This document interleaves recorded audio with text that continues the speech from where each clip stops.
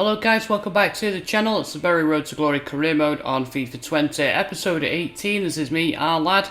And before we get into today's games, I'd just like to say a big thank you to my brother back in England, Vic. He commented back on episode 12 that we should try a 4-3-3 formation. Having watched the games you have played, your striker seems isolated. If you play 4-3-3, you can get the ball wide early, and it puts the opposition into sending a player wide, which means there's more space for the striker and supporting midfielders. However, just try it in a cup game or a game in the league where it doesn't matter on the result. I've just noted the game does favour that formation, and we don't have much money to spend in the transfer market. I'm just trying to give you a different approach to the game. So thank you so much, bro, for that suggestion. And yes, we're going to try it. The final two games don't really mean a lot, so it gives us a chance to experiment. We've already guaranteed our survival, so I think why not, let's try 4-3-3 in the final two games. And just to bring to further elaborate is that if you guys are watching this and you haven't yet commented on any of my videos, this is basically what the channel is all about. You get a chance to influence. I'm not saying I'm going to use every single idea, but just put it out there, you know, we can try different things, just like my brother's done. So it's a fantastic way to lead sort of like the line a little bit and give an idea of what I'm expecting on the channel for you guys to contribute with ideas and stuff like that. Let's get to the games then and see how we get on. We are basically just two games out. We've got Southend United away, and then the following week we have Rotherham at home. Rotherham is going to be a more difficult game for us because they are chasing promotion. They're in the playoffs. So basically these final two games give us a chance to experiment with Vic's suggested 4-3-3. We're not going to learn too much from it straight away, so we might carry the formation into pre-season as well. Starting off this episode then at Roots Hall, we're taking on Southend with this new 4-3-3 formation, and McDonald partners Goslin in the central midfield spots, while Atkinson is the central defensive midfielder. He should allow a little bit more running space for Moonbagner to pick out the wingers, and of course for the central midfielders to join in the attack. And if this doesn't work within the first two games, we can always take this into pre-season as well. I feel like we should at least give it 5 games before making any judgments on it, just to sort of like see what the positives and the negatives are on it. So Southend kick off. They're in the relegation zone, so I didn't look actually to see whether they are officially relegated, but they haven't been playing well. Moonbagner, good strength. We know that's his game. Atkinson into Moonbagner. He's going to try and get this onto his right. Here's Moonbagner. Moonbagner! Oh, it's the foot of the post. Unlucky. Goslin. Got to get this cross in. Oh, Neris is going to retrieve it. It's blocked. Neris into Atkinson. Oh, blocked as well. Seems to be blocking everything. McDonald. And now Moonbagner takes the touch and he finds the bottom corner. Smashes it in low, and Moonbagner grabs his 20th goal of League One in his first full season for Bury. McDonald with the pass into the box, and you can immediately see as soon as McDonald gets in and he provides that pass, Moonbagner's going to shoot. But we do actually have our Menicus and Yeboah and in the box, so at the moment it seems to be working, but we'll have to see how we get on, obviously, against stronger teams, but early signs are promising of this formation. Goslin. He's going to pick out Atkinson into McDonald. Shots blocked. McDonald second bite of the cherry, and it's 2.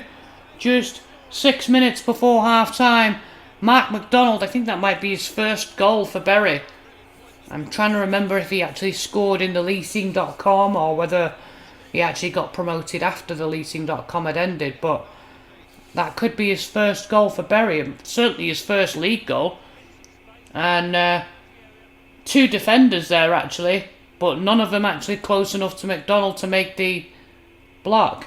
So we go in at half time, 2 goals up, and early signs are promising. So hope we can see this out for the second half. And Hutchinson goes wide to Clifford. Clifford, oh, good block from Neris. His defensive game since going to right back has been really good.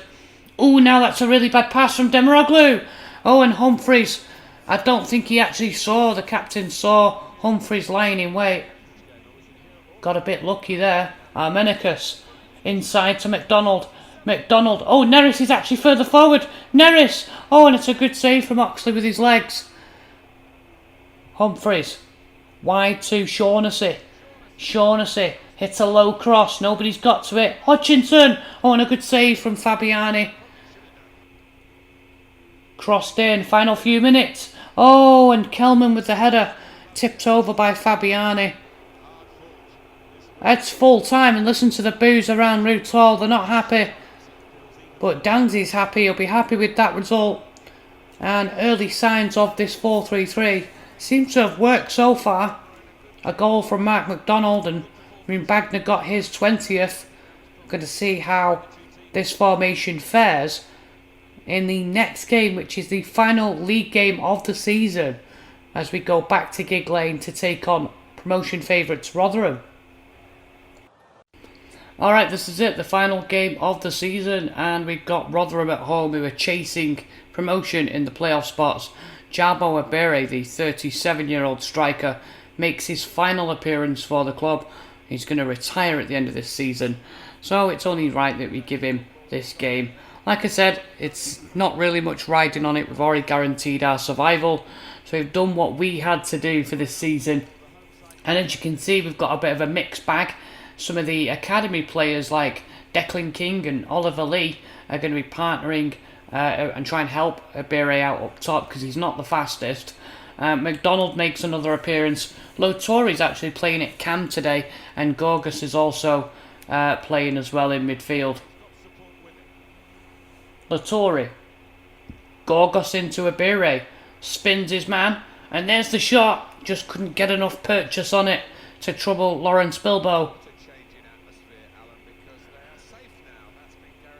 Here come Rotherham. Clark into Smith. And now Crooks. Oh, and it's a fantastic stop as Fabiani pushed it away. Clearance. And here come Rotherham. Clark. And McDonald's after him. Look out. Way! What a tackle that was. Shades of Roy Keane there from Mark McDonald. You see that again.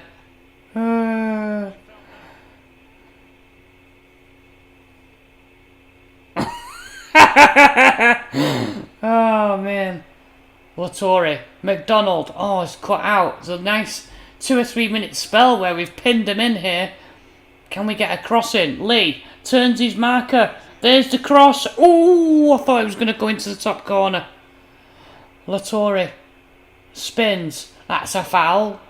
No free kick. Let's have a look at this again. I'm pretty sure he does it. Lindsay doesn't win the ball here. The referee's not even looking at the play. How's he going to give the free kick if he's not watching the game? Jones crosses it in and headed away. Was it headed away? No, it's Clark. Bad header from him. Half time, it's 0-0. We need to do better with our crossing. We need to take advantage of the fact that Abere is in the middle. Crooks. Here's Clark. He's going to take a dip. Oh, and you know what? I think Gorgas did well to put him off there. Ogbene goes wide. Crosses it in. Demiroglu with a clearance. Flicked away. And King gets it first. Here's Spasov. Just on as a sub. Into Fitzpatrick. And that's a lovely ball. It's Oliver Lee. He's going to choose to cut inside. Oliver Lee.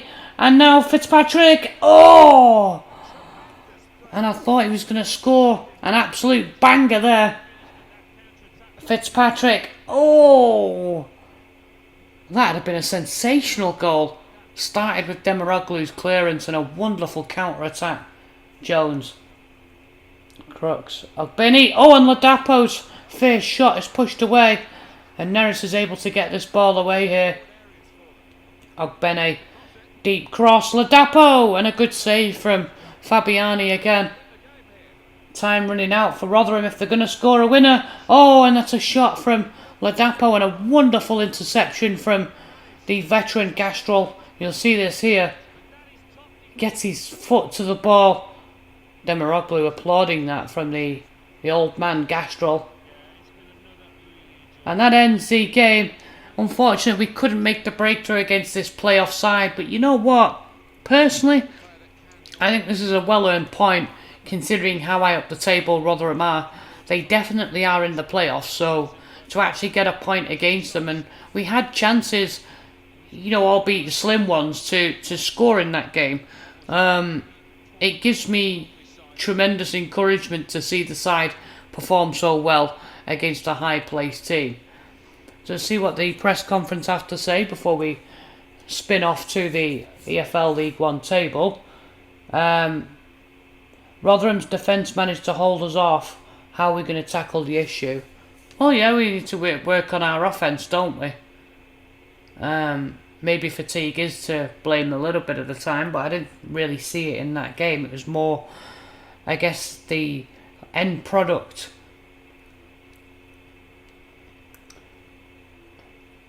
Impressions of the performance. Two very strong defences on top for this game. I mean, we tried to score, they tried to score, but, you know, it just wasn't to be. It's one of those where we just couldn't make a breakthrough. I think if we'd have had our first team out, or full first team, we might have actually won that. Let me know in the comments, guys, what you think so far of the 4-3-3. You can let me know and give me ideas or tips and suggestions and things like that, player instructions. I'm going to go now to the league table now that we've finished the season. So here we go, the league table, the final EFL League One standings. As you can see, it is Sunderland who have won the title, and Portsmouth will be joining them. I can also confirm as well from the promotion spots, it's Bolton who will be joining those two teams in the Championship. They've had a good season, and we finished 13th, as you can see, a little bit higher than I originally planned to finish, but you know what, that's what football's all about, and we managed to secure our objective. As you can see, Tranmere, Southend, Accrington and Gillingham are relegated down to League 2. Bad seasons for them. And look at the top scorers real quickly. Our own Faris Moon-Bagner finished 5th with 20 goals, and you'll see that Gary Madine finished your top scorer, along with Marcus as well. We also had Yeboah there as well with thing. And then you've got the assists as well. Goslin with 15 assists. League 2, Forest Green Rovers are the winners of League 2, along with Walsall and Swindon going up. And from those playoffs, Exeter City will be joining them in League 1, so we'll meet those 4 teams next season. That's going to be pretty exciting. Now, because we don't have the Vanarama National League, there isn't going to be any relegation, but I'll just show you the bottom half of that table. Morecambe finished dead last.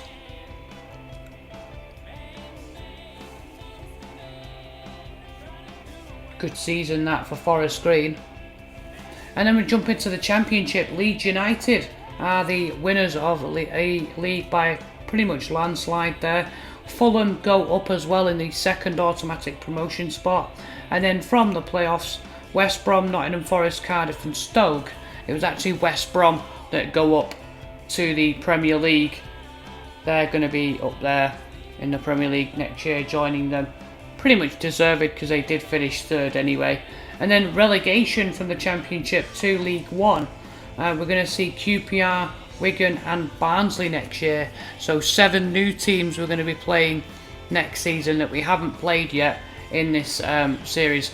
And they're obviously stronger teams, so they're going to be dropping down a division. They're going to be better than what we used to play in.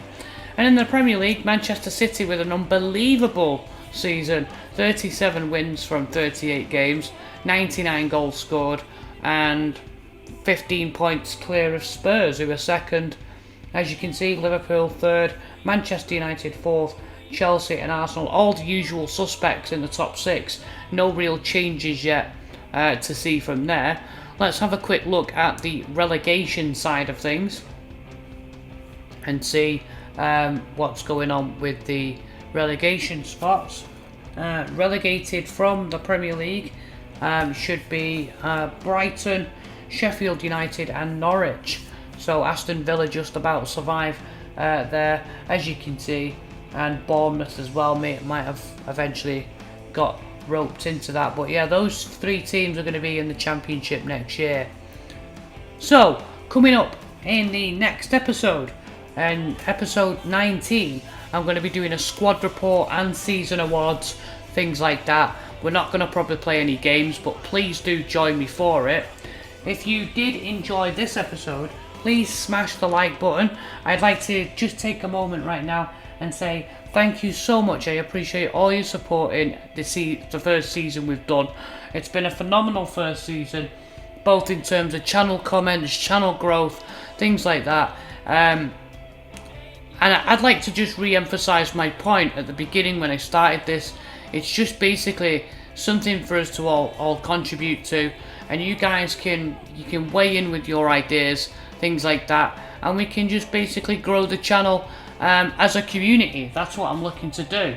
Now, if you do like what I'm doing, please don't forget to subscribe and tap the bell notification so you know every time I upload. The next episode will be on Monday the 26th. Don't forget to join me for that. It's been a great season, and I'll see you guys on Monday. This is our lad signing off. I'll see you guys soon.